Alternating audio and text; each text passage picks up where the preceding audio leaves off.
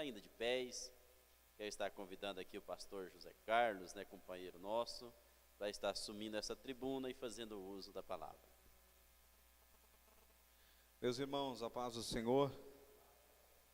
Nós é uma alegria estarmos juntos mais uma vez. E aproveitando que vocês estão em pé, nós iremos ler aqui uma passagem que está no livro de Marcos, Evangelho de Jesus segundo escreveu Marcos, o evangelista Marcos, no capítulo de número 8, e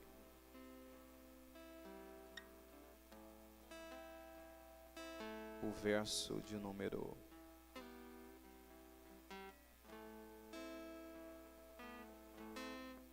35 apenas.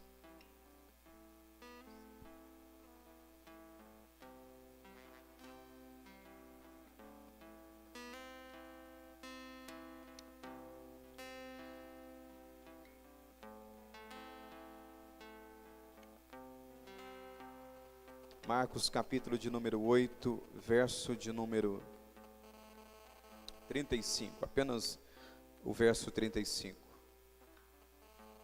Todos encontraram? Amém? Porque qualquer que quiser salvar a sua vida, perdê-la-á, mas qualquer que perder a sua vida por amor de mim e do Evangelho, esse a salvará. Amém? Podeis vos assentar. Eu quero que louvar a Deus pela vida do pastor Emanuel, da sua esposa, a Lúcia, pela vida do irmão Delmi, que nos formulou esse convite. Estávamos cooperando em um culto do aniversário da esposa do pastor Valdeci, e ele nos convidou, e aqui estamos nesse sábado para louvar a Deus juntamente com vocês. Já parabenizei aqui o pastor Emanuel, parabenizo a todos os obreiros, toda a igreja. Ficou muito bonito aqui, pois a reforma, vi que vocês têm feito vários investimentos aqui, a obra de Deus segue avante. Queridos, deixa eu só colocar aqui para o irmão Leandro, colocar um fundo aqui para mim. Não é menosprezando o do Cássio, não, é porque eu tinha preparado esse, viu, Cássio? Deus abençoe. Muito obrigado, Deus continue abençoando sua vida. Ele é fiel para cumprir as promessas que ele faz, viu, irmão Cássio? A Bíblia diz em Números 23 e 19, Deus não é homem para que minta, nem filho do homem para que se arrependa. Se ele falou que faria, ele faz. Se ele falou que levaria, ele leva. Onde quer que ele falou que iria te levar. Ele nos toma pela mão direita, porque ele é Deus. Ele é Deus. Por vezes nós fugimos, é uma reação natural nossa, fugirmos da dor, fugirmos das intempéries da vida. Nós, na nossa limitada sabedoria, inteligência e nos limitados recursos que temos, podemos nos precaver de várias formas contra o dia mau. Mas jamais poderemos, primeiro, adivinhar. Primeiro, porque crente não adivinha que dia mau, quando é que o dia mau vai ocorrer em nossas vidas. Quando se levantará alguém para nos perseguir. Normalmente, na nossa caminhada cristã, quando nós aceitamos o desafio de seguir a Cristo, de seguir Jesus, e entramos nesse time que está jogando para ir morar nos céus, que está lutando, se esforçando para morar lá, nós aceitamos junto com essa salvação que nos é prometida, um pacote de coisas que às vezes nós na hora não paramos para refletir. Quando Deus faz uma promessa, normalmente Ele não fala, olha, só que você vai passar por isso, por aquilo antes. Quando Deus falou para José que ele iria, mostrou para ele em sonho ser grande, ser maior até que os seus irmãos. Deus não falou, só que você vai ser vendido pelos seus irmãos. Eles vão te jogar em uma cova, vão levantar uma calúnia tão grande contra você, ao ponto que você vai ser preso, vai ficar lá preso. Deus não falou isso para José, porque se Deus falasse, José teria desistido antes e diria, eu não dou conta, passar por tudo isso aí, não dou conta. É por isso, pastor Emanuel, que às vezes normalmente Deus não avisa algumas coisas, alguns detalhes. Primeiro, que Ele já sabe, Deus já te vê aqui agora, né? Desse ponto de partida, de onde Ele te fez a promessa, já te vê lá na frente, Ele te coroando, te honrando, te abençoando. E todo esse espaço que ocorre na nossa vida entre a vitória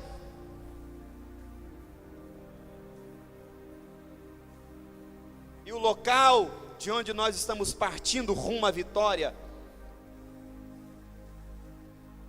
o gostoso é ver Deus trabalhar e agir na nossa vida. Tem coisas que a gente vê só no vale. Há coisas, há revelações que Deus nos dá quando nós estamos a sós com Ele, só nós e Ele.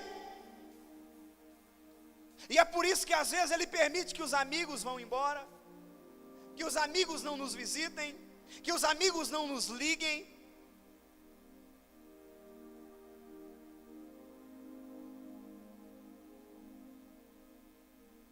Às vezes nós perdemos para ganhar, ou quase sempre, perdemos para ganhar.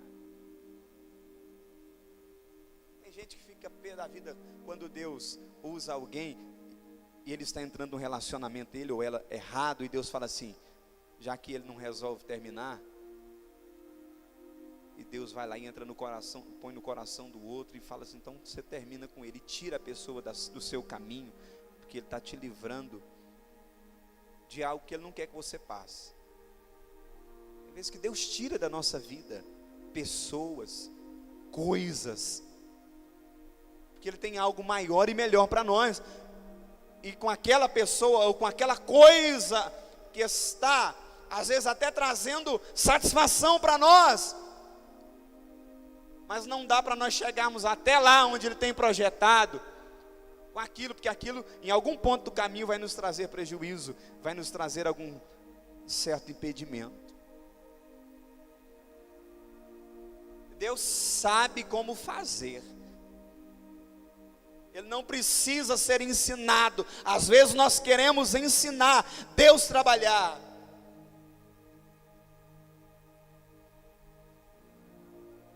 Às vezes nós queremos explicar para Deus como é que faz. Deus, aí se o Senhor fizer assim, às vezes não falamos, mas pensamos. Aí Deus vai e usa fulano e dá tudo certinho assim. Na nossa mente finita e pequena nós imaginamos coisas. Irmãos, a sua bênção não depende do homem. Ele pode usar o homem para te entregar ela assim, mas não depende da vontade do homem, depende da vontade de Deus. E Ele é poderoso quando Ele quer colocar alguém em algum lugar, pastor Emanuel. Não importa se alguém tentar atravessar na frente, é fulminado.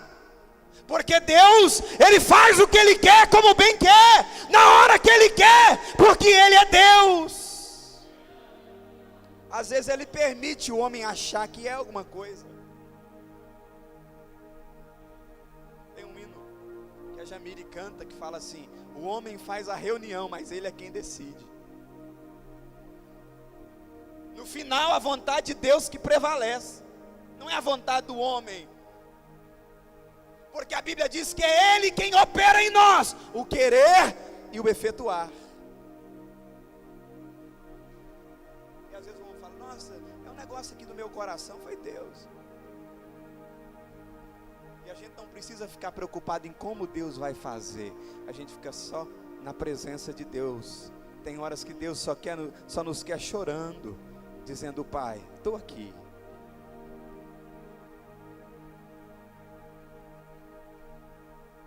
Quantas tempestades têm vindo, e Jesus no barco, e Ele pode acalmar esse barco da nossa vida.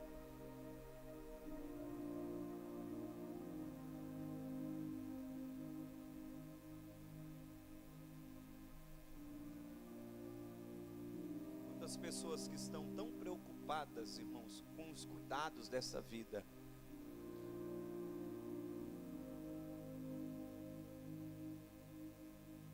que já não querem passar por nenhum estreito, mas por amor ao Evangelho. Nesse momento em que o Evangelho estava em seu começo, Jesus havia vindo, havia ressuscitado, e agora nós temos aqui os evangelhos registrando esses acontecimentos. No começo, a igreja primitiva passou por situações tão adversas.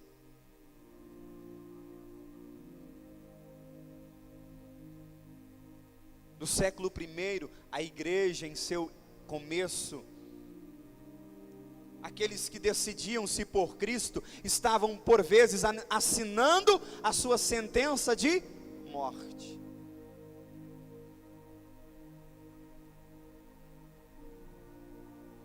Alguns aceitavam a Cristo e compravam briga com a família.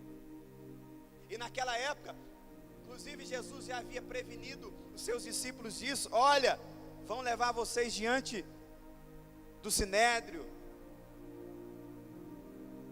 Seus próprios familiares vão entregar vocês, porque, irmãos, o Evangelho de Jesus, ele começa a ser pregado, e ele é tido como uma seita agora, que sai do judaísmo. Evangelista Valdes, você imagina como era tratado os discípulos de Jesus naquela época, e o próprio mestre? Esse evangelho que nós pregamos hoje era tido como uma seita agora,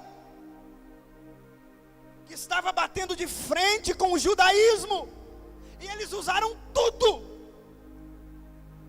especialmente a religião, para tentar parar o crescimento, o desenvolvimento da igreja.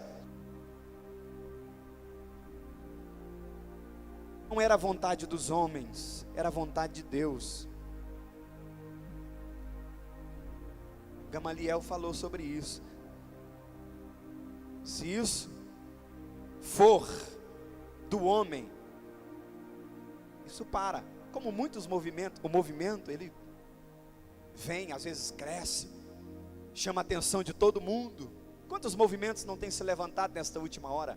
Estava conversando hoje com o pregador João Antônio, comentando com ele, dizendo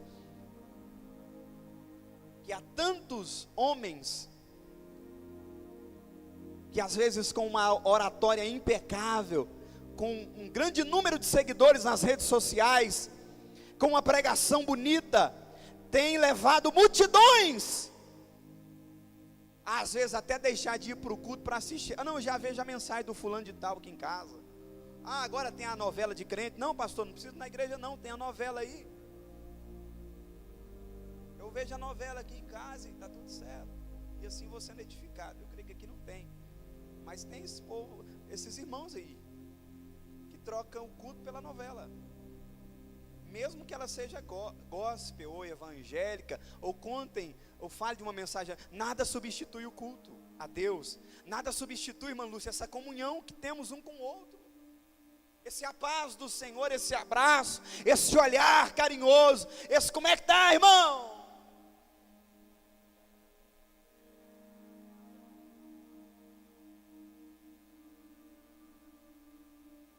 E nós temos vivido esse tempo em que muitos movimentos têm se levantado, e às vezes 90% do que esses homens pregam é uma realidade, mas aí você vai ver os 10% é heresia. E o diabo não precisa de muita coisa para tirar alguém do caminho. Às vezes, pastor Emanuel, não estou dizendo que isso acontece aqui, mas é uma realidade que tem acontecido no nosso meio, no meio cristão evangélico. As pessoas deixam de ouvir o Senhor que está aqui, que te conhece. Sabe que o Senhor é honesto, compra, paga. Conhece a sua vida, conhece a sua esposa, para ouvir pessoas que nunca viram, para acreditar em mensagens de pregadores, que às vezes pregam também, mas que tem uma vida fracassada, e deixam de ouvir o pastor. Eu vi na internet, o fulano de tal falou, e tal, e nós estamos vivendo esse tempo, irmãos. Deus tem levantado homens, que pagam o preço, que deixa tudo, que larga tudo, não por dinheiro, porque se fosse por dinheiro, nós não estaríamos aqui, eu não estaria dirigindo igreja, apesar que as pessoas pensam isso. Quando eu decidi deixar tudo lá em Santa Helena, para assumir esse trabalho no campo missionário, eu estava bem empregado, e eu me recordo que até hoje, minha irmã tem um carinho muito grande por mim, sempre envia alguma ajuda, mas na mente dela, isso nunca foi algo assim racional, deixar tudo, emprego, pedir conta, para ir viver do evangelho, para viver de dízimo e oferta, que as pessoas que não conhecem o verdadeiro evangelho, porque, irmãos, o evangelho tem sido escandalizado por muitos, mas ele ainda continua sendo poderoso, vivo, e muitos homens de Deus ainda continuam pagando o preço,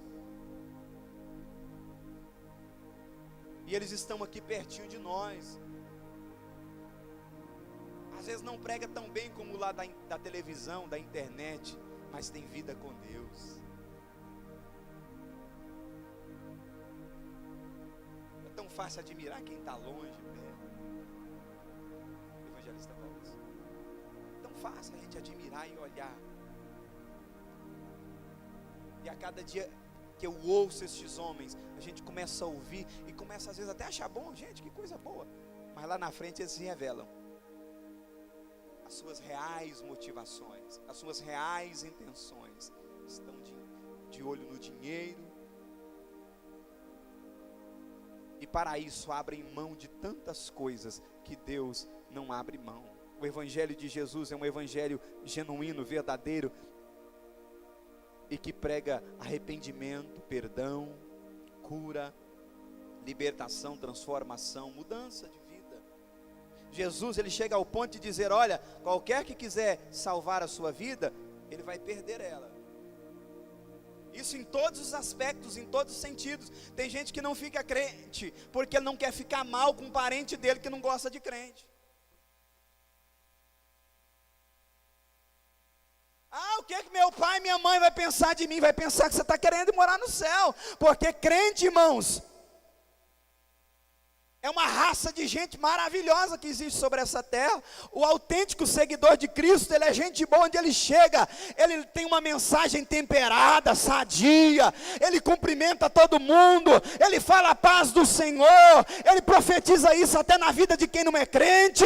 E ele chega onde ele chega com um andar diferente, com uma fala diferente. Irmãos, às vezes o diabo não gosta. E alguém pode até se arrepiar, mas ele não se incomoda. Ele sabe que Deus usa ele, o ministério dele, para verdadeiramente atrair mais pessoas. Irmãos, o nosso testemunho atrai pessoas. A nossa conduta continua chamando esse título, né? Por mais que muitos tenham escandalizado ele, crente, mas ele ainda atrai o olhar diferente do ímpio, daquele que não consegue que não conhece a Deus ainda, que ainda não foi alcançado por essa graça salvadora que você tem, porque o mundo ainda não consegue, até hoje está tentando compreender que loucura é essa, que doideira é essa, porque na realidade o crente às vezes sem dinheiro no bolso, ele está dizendo Jesus é bom.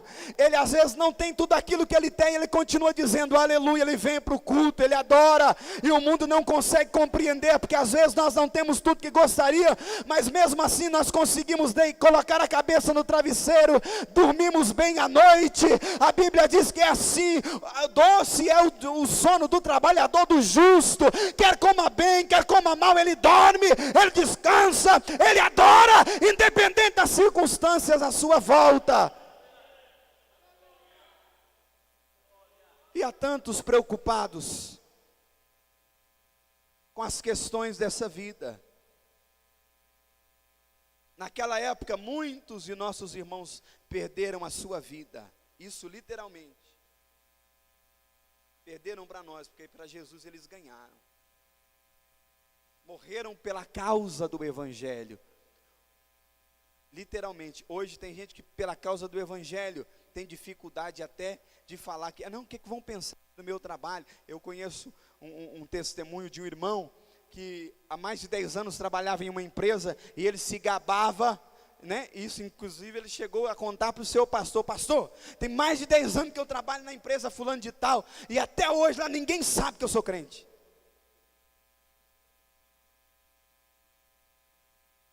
Olha que testemunho.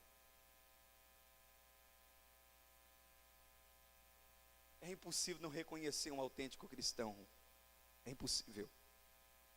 É impossível, pastor Emanuel, porque Pedro, depois de ser transformado, por ter caminhado ao lado de Jesus, ele tentou falar que não era seguidor dele, e não teve jeito. Falou: eu não sou, eu não conheço ele. Mas aí disseram assim: rapaz, a tua fala te condena, a tua fala te denuncia. Olha que coisa tremenda, irmão. Hoje tem gente que nem ele, pagando para a pessoa acreditar que ela é crente, a pessoa acredita. Sou crente. Rapaz, mas tu não é não, moço. Mas Jesus continua, irmãos, curando, transformando. Nós não somos juízes. Nós amamos o pecador, amamos quem está em pé, quem está caído. Nosso desejo é ajudar. Nós somos chamados para isso. Mas a nossa preocupação, irmãos, não está... Eu estou concluindo já. Meu horário já acabou. Se vamos perder a nossa vida, porque o evangelho de Jesus ele chega a ser tão radical, porque para muitos, não, pastor, esse evangelho aí, mas a porta ela é mais, não é tão estreita assim, não é, irmão. Jesus falou que é. Mateus 7,14 diz que é estreito. Imagina aí você passando por uma porta bem estreita, bem estreitinha, bem estreitinha. Mas aí, imagina você com várias bolsas, com várias bagagens, e aí chega na hora de passar, com coisas importantes, coisas de valor, que às vezes você realmente pensa assim: ou eu vou ficar aqui com essas coisas, porque tem horas que nós sempre decidimos, porque o caminho é estreito e não cabe. Tem coisas que nós trazemos na bagagem que não cabe, não passa. E nós precisamos renunciar. Jesus disse: aquele que quiser vir após mim, negue-se a si mesmo. E todos os dias nós fazemos isso. Negamos a nós mesmos. Às vezes dá vontade de parar, dá vontade de entregar um trabalho. Por quê? Porque está doendo. Enquanto o irmão fulano parece que está lá tão tranquilo: não, eu tenho que vir para cá, eu tenho que vir ensaiar. Os irmãos vão falar: não, eu tenho que aqui. Irmão, é uma luta. Estava falando com o pastor Manuel, a luta que é música dentro da igreja. Prova, irmão. Os instrumentos foi facinho para ganhar, mas os músicos. Não, que fala, tem o baterista, o baixista e o violonista. Quando é fé, o outro cai. Nós temos que tirar de comunhão, tem que esperar do outro. Não, agora, irmão, é uma luta. Mas eu louvo a Deus que eu tenho visto aqui Deus abençoar essa obra. Mas é uma renúncia, é uma negação a nós mesmos. Uma luta, uma batalha que nós enfrentamos. Eu me recordo quando eu comecei a mexer com música, muitas das vezes, a missionária Daiane não é assim, mas já vi muitas esposas de música falar assim: de novo você vai ensaiar? Você só vive com esse negócio na mão agora? É uma renúncia, uma negação. E a esposa também. Nossa, Nós vamos para a glória, irmãos, morar eternamente lá daqui a pouco. Jesus falou: ainda um pouquinho de tempo, a Bíblia diz, e o que há de vir virá e não tardará. Mesmo se perdesse aqui para nós esta vida, nós ganharíamos a eterna, porque essa é a momentânea. Vamos estar em pé, porque eu já passei aqui uns minutinhos do horário, e eu não gosto de passar do horário, mas eu louvo a Deus por estar com vocês, vendo aqui esta obra, esta igreja sendo abençoada. Tive a oportunidade de vir aqui outras vezes, em festividades, e ver aqui essa igreja tão linda, vocês, neste sábado, adorando a Deus, e dando graças a Ele. E eu quero posso orar, pastor? Vamos orar neste momento. Eu quero orar juntamente com a igreja, e desde já quero dizer que sou agradecido a todos os irmãos, ao irmão Delmi e ao pastor Emanuel, sua família, a igreja, pelo convite. É uma satisfação estar aqui. Senhor, eu quero te adorar nesta noite, nesta oração, te louvar pelo cuidado que o Senhor tem tido para com as nossas vidas. Ah, meu Deus, como é bom poder te adorar, como é bom poder te servir, como é bom poder bendizer o teu nome, neste sábado aqui juntamente com o pastor Emanuel e esta igreja linda, que o Senhor tem abençoado, que o Senhor bem colocado aqui, ó Pai, nesta região, como um referencial da Tua presença e da Tua glória. Continua abençoando, meu Deus, esse trabalho, continua confirmando, ó Pai, meu Deus, os obreiros, os músicos, meu Deus, cada um que tem feito aqui este trabalho com alegria, que tem se dedicado, que tem renunciado, que tem negado a si mesmo, para que a Tua obra seja realizada. Eu sei que há da parte do Senhor uma recompensa, eu sei que nos aguarda o Senhor, meu Deus, com a coroa da justiça, que o Senhor tem preparado para todos nós. Fica conosco, ó Pai, muito obrigado por tudo, em nome do Senhor Jesus. Amém.